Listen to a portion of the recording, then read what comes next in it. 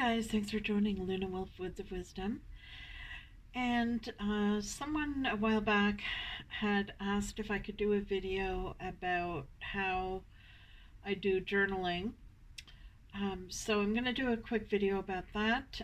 Before I do, thanks for joining in. If any of you are new, I really appreciate that you're joining me. And for those of you who continue to come back, I really appreciate your loyalty and support. Please do hit subscribe if you haven't already. And let's get to it. So for journaling, you can pretty much do it any way you want. There's no specific format that you have to do it in. I'm just going to throw some ideas out there, and if there's something you like that you would like to incorporate in your journal, go ahead. If not, that's fine too. Just find whatever way works best for you. And I think the way that people journal really depends on what your purpose is for doing the journal. Like when you're doing a tarot journal, are you doing it because you're trying to learn the tarot and remember the cards? Because if that's what your goal is, the way you journal might be a little bit different. So I'm going to throw a bunch of ideas out there for both new and more advanced. Again,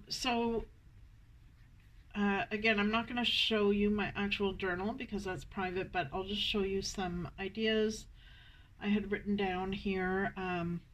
So you could put a little sticker, like if you're a visual person,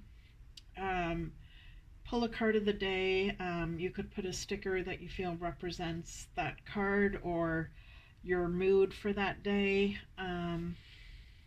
You can include keywords from the guidebook. Put down some symbols that were in the card that stood out to you.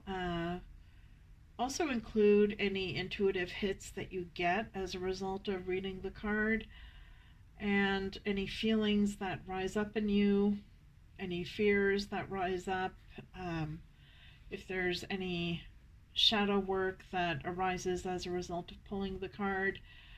That's something that you could do as an offshoot to go into more depth journaling for that card.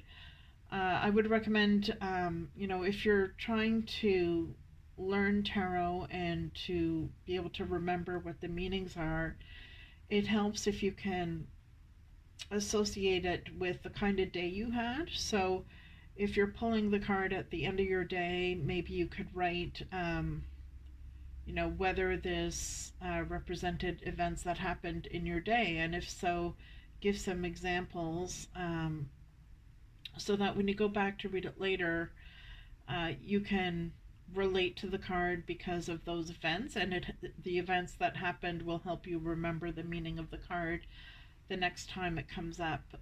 You can associate a spirit guide or ancestor with the card and write that down. If you associate the card with a certain person or family member, again, put that down. Any song or book that comes to mind that can be associated with the meaning of the card, that's going to help you remember it. Or any personal memories that you have, any personal experiences you've been through that you feel represent what the card is about, and it's going to help you to remember it next time. You can also include any notes as a result of journeying and path working with the card. So if you take like a meditative journey with the card, and if any spirit guides came up as a result of the journey, you can write that down, or any thoughts or intuitive hits that resulted from the journey. Any notes you have on how the card rings true for you. So as I mentioned before, situations or real life examples. It's a good idea as well to put in your journal any actions that you feel you need to take as a result of pulling that card. You can associate it as well with poetry, so doesn't even matter if you're a good poetry writer or, a novice. If it's a card that you feel inspired to write a few verses of poetry, haiku is usually pretty easy and short to write, so I would recommend that. Just anything that is going to get your intuition and creative juices flowing, and that will help you later on when you go back in your journal and you read the journal. It's going to help you remember what that card is as it relates to all of these things that you've associated with the card. So you could also include in your journal any questions that you have um, as a result of pulling this card.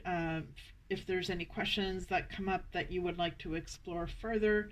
So, like for example, as you're reading the guidebook about the meaning of the card, um, this may prompt some questions about the card itself or about your life. You could write those questions down and explore them later, or perhaps do more in depth journaling as a result of those question prompts. Um, also, another way to remember the meanings of the cards is that you could draw a doodle or art. Again, a journal is just your own, so you don't need to be the next, Da Vinci to be able to, uh, put some art in your journal. You're the only one that's going to see it. So it's for your eyes only, and it's just to help you associate with the card whatever art or poetry or significance you feel the card has. So when you're doing art or even writing, you could do some writing based on the card. So I find with the art and with the writing, these are good ways as well to have spirit channel through you to give you some messages by doing some automatic writing or doodling in an automatic way without putting too much thought into it. Just let whatever comes through come through on the paper. Don't pass any judgment over it. Just write, and it usually helps if you're doing a meditative path working journey with the card. At the same time, you can do some automatic writing and or doodling, and that's a good activity as well. And if you have any numbers that come up repeatedly during the day, and you feel that this is connected to the meaning of the card, you can put that in your journal. If there's any animals you come across during your day that you feel are of some significance to the card, you can put that in there as well.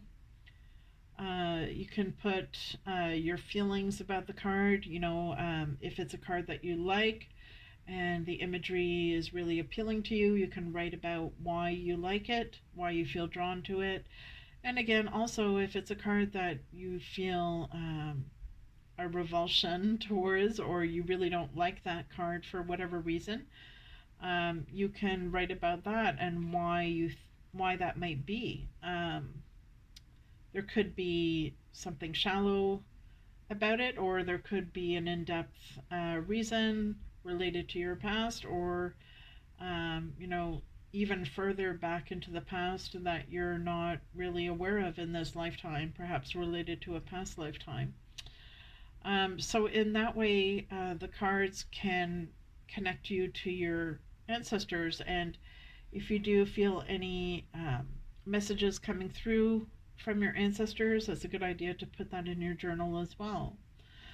Um, if you're someone that's into genealogy, you could even take that further. And if a message does come up from an ancestor, try and explore that and do a linkage in your family tree to this person or who you think this person might be.